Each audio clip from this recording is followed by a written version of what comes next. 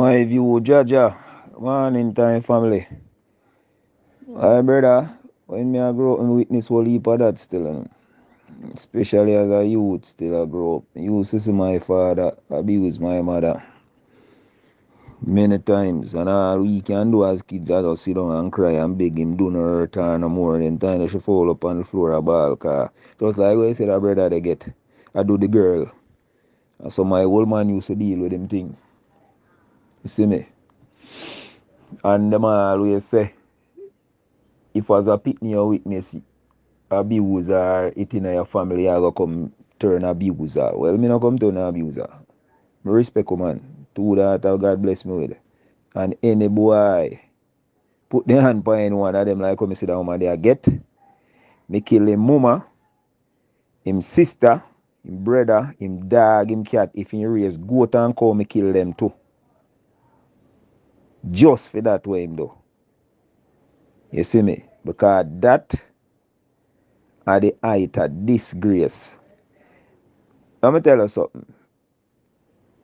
It are even hard for she go show for her face somewhere else because people are always remember the woman man. Look how the man has step up in a woman face, brother. You see me? Yeah, man. Remember one time my daughter reached a certain age and boy I tell him boy I'm interested in this and I come talk to father. I'm telling you, say, brother, if you see a spot where you want, where your people have money can buy if you make your rest in peace, you can talk to her because any day you fuck yourself. You see me? And that's how it there.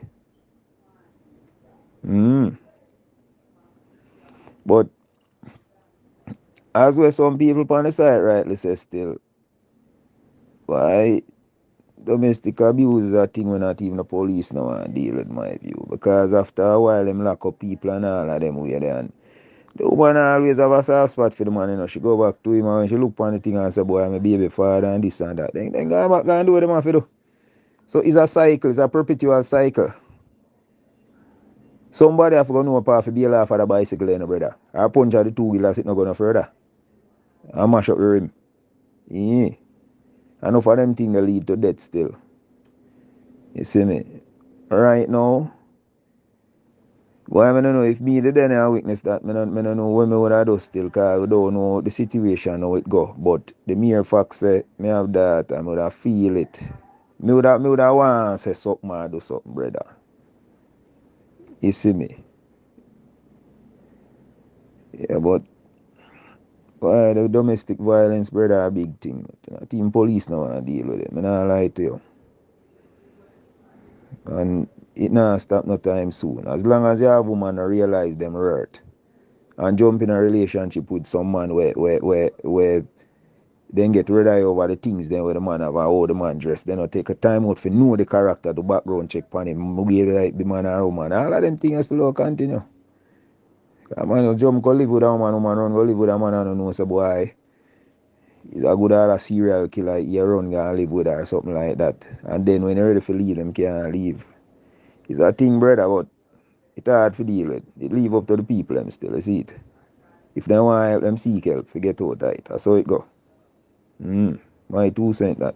All right, so yes, I've been in an abusive relationship, and for me, overcoming it was just getting up one day and realizing that it was either kill or be killed, and I literally decided that no, enough is enough, and I'm not gonna sit down and make that you kill me. And at the time, I remember one incident when I went to the police station in my community, and the policeman that I tried to give my report told me that he was not going to arrest the man, and he gave me direction to the headquarters of the Don in the area. And I looked at him and him said, yes, I'm not going to lock him up, because I'm going to lock him up, or I'm going to go there and try to lock him up and him stab me with the knife I'm having him and I'm going to shoot him and kill him. I want to see him and come block road and protest and say police brutality and this and that and what have you. And he was in front of the station with a big knife. When run me down with them, gonna stab me and kill me, and them never do nothing about it. And I ran away from home, like me legit at my place. I left my place, and for 6 months, I was just from one friend, one cousin, one auntie to another, not even telling anybody what really was happening. And I remember my daughter getting sick because she was asthmatic, and I took her to children's, and somebody for him saw me there and told him that she was admitted there, and he went and got her released to him when I left, and took her while she needed treatment to his yard and tell me that I have to come for her. And I went for her, and that was probably one of our wickedest fights. And at the end of the day, when I got out of that house and ran to the police station, they told me that they had to have a medical report in order to press charges, even though I was bleeding and I had several bruises. I was given a paper and told that I needed to go to KPH and come back with something so they could go and arrest him. And I even had a challenge in getting them to go for my child. I literally had to tell them that she is breastfed and she don't take anything but breast, and that is how they went and took the child from him. And while I was at public, he came there and he was out there in the car park waiting me. And I called some friends and they came for me. And I remember them saying, Jay, I'm not going to tell you again. You need to get out. And that's still like, I was already mentally out. But physically, where could I go? But, so I made up my mind. I remember, I tell people that is the only time I can remember praying 3-4 times a day, because every day I must say, Father God, you need to take that money out of my life. You need to either kill him, send him to prison, or send him to foreign, but get rid of him, because if you don't get rid of him, I am going to end up in prison. And I made several reports at different intervals at police station against him, because I made up my mind to kill him. And the last report I made at a police station, the policeman there knew his parents, and he made contact with them and tell them, so look here, you don't need to take on a picture out of the girl life, like you don't need to send him to a foreigner or something, since you can't control him. You don't need to just get rid of him, because he's gonna die. I don't think she's joking. And that is how they sent him to England. And even when he went to England, he still had this hold on me mentally. For one, after a year of being there, he asked me to send my daughter to spend some time, and me saying, all right, cool. I sent her. It has been 22 years I've never seen but my child. He grew her to believe that I gave her away, lack of communication with me from her.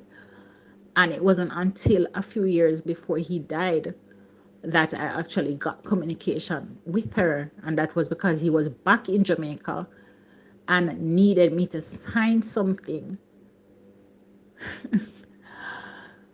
But the long and short is, mentally, I didn't get over that until he died.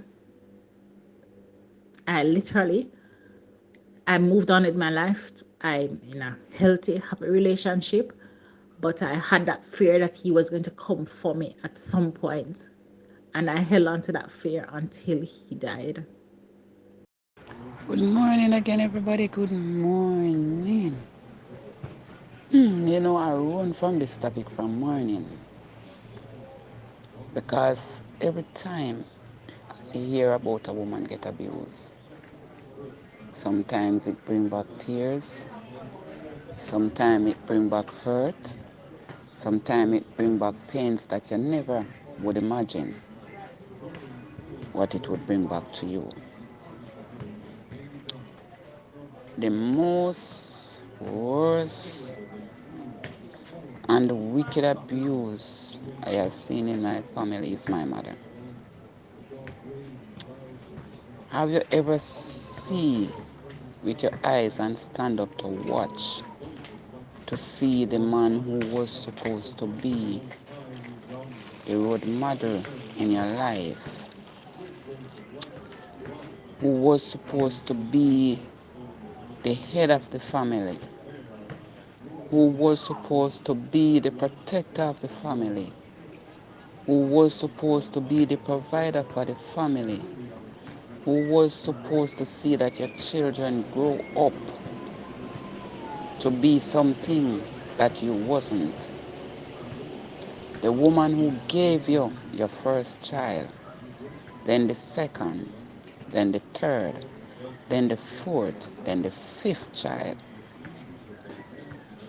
Have you ever stand up to see a man who is your father kick your mother until her monthly menstruation started?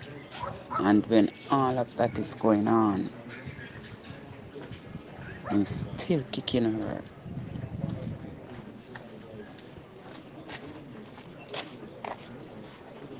He still decided like you wanted to kill your own mother who had given you life. Have you ever seen where a man tied your mother, her hands, her feet was bound, and threw her over? Actually,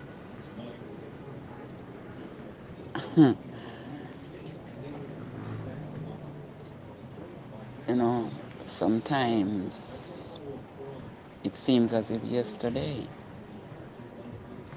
Sometimes it seems as if it's today it happened, but those who will never heal. He bound her hands and her feet. And how you see a light post, I think it's about a half of that light post. Over that place is that height. We used to call it Calbot in country. Have you ever seen your mother lay down and can't even put a spoon of water in her mouth to save her life? Somebody have to be using warm water to stretch her hand and stretch her feet. Feed her with a spoon. My mother go back to baby stage because of a man who you call your father, of a beast who you call your father, a man who you was supposed to love as a father figure, a man who was supposed to stand out for his children and show his children certain things in life. Have you ever seen a man put a rope around your mother's neck, tied her in a roof to end your mother's life by hanging her? Have you ever seen it? Have you ever witnessed? You have to fight with all your might to save your mother's life as a young child growing up.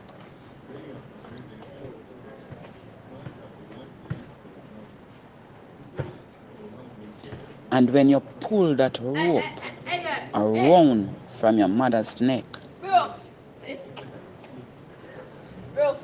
she could only gasp to say, God Almighty. That was words from my mother. That was words from my mother.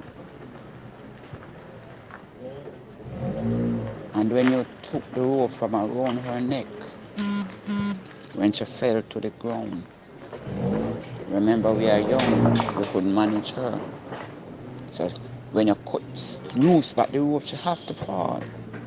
Because, listen, it's abuse. And when you reach 100, it still lingers in your mind. It still lingers in your thought like it's yesterday it happened.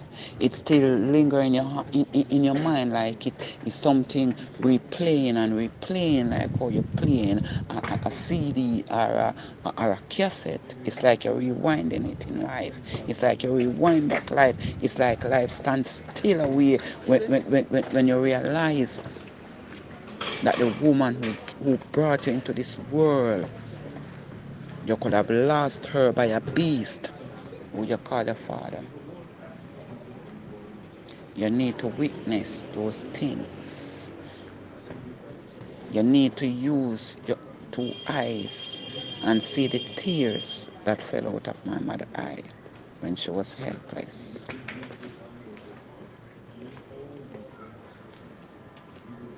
And those are the men who you were supposed to look up to.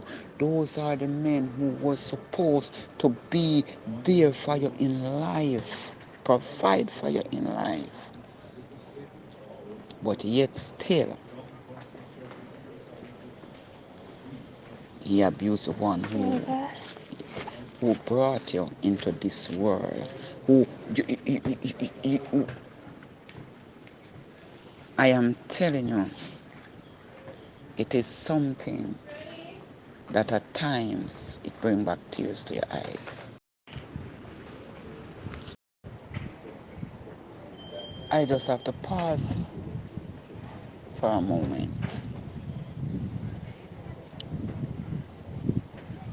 But have you ever in your life seen a man sharpen a cutlass for days, decided to kill your mother, and there's nothing it seems as if you can do? Have you ever seen a man put down your mother's head on a mortar to take your mother's head off, and all you could do is just do the best thing that you know you can to save your mother? Have you ever in your lifetime witnessed those things that you see, where as a young child you could watch your mother's life slip through your hands like grains, slip through your fingers like grains of sand, and there's nothing you can do towards it? There is nothing you can do towards it when you see your mother alive. Just like when you take up the sun in your hand and you spread your finger apart and the sun is just flowing through your fingers. That's how you see your mother alive. Sleeping, it's like you're into a dark road and you have nowhere. You have no light. It's like you're into a dark road. It's like you're into a tunnel. It's like it is like you're into a tunnel and you have no light to go through the tunnel. You have no light. So if you end up back up in debris, you just have to move on again. See if you can find a way to move on again. Those memories never come out of your thought. Those memories linger in your heart. Those memories cause hatred for people. And there is so many times when you feel like you would kill somebody. There is so many times when you feel like you would kill someone and have nothing to regret. It is easy for people to say they see abuse. It is easy for people to say that I have been abused. And all abuse is abuse. But when you have physical, emotional traumas from those abuse growing up as a child, and then you end up have to take a stand where you said it's either me, my mother, or my father. You have to make a decision right there on the spot. You have to make a decision right there on the spot. You have to decide your mind. It's either do or die. That's where you put your life on the line. That's where I put my life on the line to save my mother. My other sisters would just stand there and they would just scream. They were elder than I. They would just stay there at the age of 16. They would just stay there. I was 16. All my sister was older than I. They would just stay there and they were just screaming, "Papa, don't kill Mama." Where we live, we have to run. We have to run about 6 houses apart to get help for my mother. I wasn't going to let my mother die. I was going to take it by all force and mean that day to save mother life. I wasn't going to sit back and let him take off my mother's head with that cutlass that day. So I decided to use your own weapon on you. It's not something that I am proud of. It's not something that I am proud of. It's something that sometimes I said, wonder if I do the right thing. Sometimes I would wonder if I do the right thing. But I do the right thing by saving my mother, by sending that beast straight into a hospital bed. And I wish if I did kill him, because he wouldn't died. 2022. He would die years ago. And if I did kill him on that same day, his wife wouldn't go through the mental, physical, and emotional abuse that my mother goes through. His wife goes through it. And the same thing that killed his wife is the same thing that killed my mother. All those years of beating started to form blood clot in those 2 ladies, raced to the heart and killed them. When my mother died, the pathologist asked if she have ever been abused. My sister was playing Miss Goody Good Shoe. I said no. They were playing Miss Good. Sorry, not no. They were playing Miss Goody Good Shoes about no, because there was them ashamed of it. I am not ashamed of it. I tell that pathologist that from my born growing up till I can remember, I have been seeing my mother going through physical, emotional, and mental abuse. And I decided to end it that day, any means necessary. If I was tall enough and I could reach for the cutlass out of my father's hand, I would take his friggin' head off. And I hate my father until to the day he died last year, and not even his funeral. I don't give a dollar in that funeral. I put down my mother. Although my mother did not grow me, but I love my mother with passion. I love my mother with passion. I love my mother with dignity, because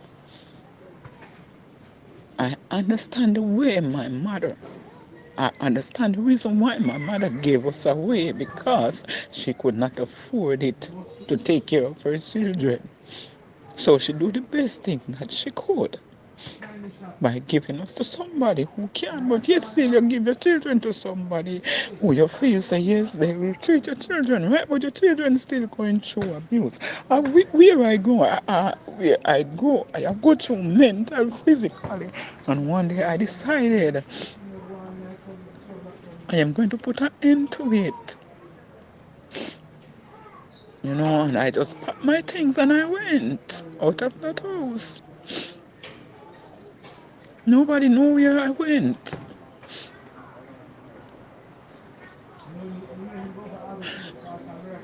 And that's when I went up to defend my mother. That's when I went back home to defend my mother. Because that all means necessary. I wasn't going to let a man kill my mother. So, ladies, let me tell you something. In life, if you're into a relationship and you see the man is abusing you, step out of that relationship. You are going through abuse. Once the man lifts his hand the first time, step out of that relationship. It can cost you your life. It can cost your children life. And you may not have time to tell your side of the story. Take your side of the story now. When him hit you the first time, let it be a lesson. Let it be a teaching and walk away from it. Step away from that abusing relationship. They will always come back after they lick you the first time and said sorry. Sorry means sorry them never kill you. Then they will do it again and then come back and say sorry. It's a mistake. That mistake can let you have no chance to tell your family member what goes on in your life. So I would advise you ladies, step away from abusing relationship. Seek help. Seek professional help. And sort out your life. Give yourself a break. Give yourself some time from men. And take the next step and say, if it happen again, how can I defend myself to save myself? Think on it, ladies. That's all. Think on it. Think on it. Have a great day, everybody. It seems as if you are still hurting. It seems as if you're still hurting. Even though it happened a long time ago, you have to just pray and talk to God and let it go so you can release yourself and be happy within yourself again. Because you can't hold it in forever. You're not that big enough to hold your father in spite of the fact what him do. Him do it, but just let it go for your peace sake. Yep. Listen, I understand that you're saying this. I know it's not everybody react the same way in situations. But what I'm saying, based on hearing her talk, I can know that she's still in pain. And what should I do? Encourage her until her stay in pain. Hold him in your heart. Still feel guilty about it. Still feel the pain. I cannot do that in spite of the fact that I know that it's hard. I don't even tell quarter of my story. Yeah? But God is what pulled me through. I wasn't strong on my own. I rely on the strength of God. And God, even now, He's still working on me. You understand me? And because I know He's still working on me, I know He can do it for her. That's what I'm saying to her. She have to start by telling herself, okay, I'm going to forgive him. I'm going to let it go. So that she can start to have that peace in herself again. I've been in those situations before, to be honest. Wouldn't even name out what type, but many different ways as a man, because it is not highlighted the type of things them where a man endure when it comes to domestic violence and abuse, within a relationship. So my way of getting out of it is that, because before I put myself in prison or I have to go kill somebody, the best way to deal with it, and a person can agree, you just move on. It might hurt for a little while, you might love that person because you have a little attachment to them, depending on how long you and them have been together. But to me, I feel say continue hurting yourself is a stupid choice. Trying to hold on to something that actually hurt you and you can't figure it out. You see me? And there are so many people in this world.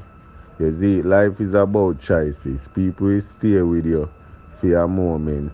And if them choose to move on, I just so I feel them life just the same. Just as though you would feel like you're tired of something and you want to move on. You see me? So all you have to do is just keep moving forward. Yeah? Such is life. But I don't understand the domestic violence people stab and beat up and do all of that, because it makes no sense. You just put yourself in trouble.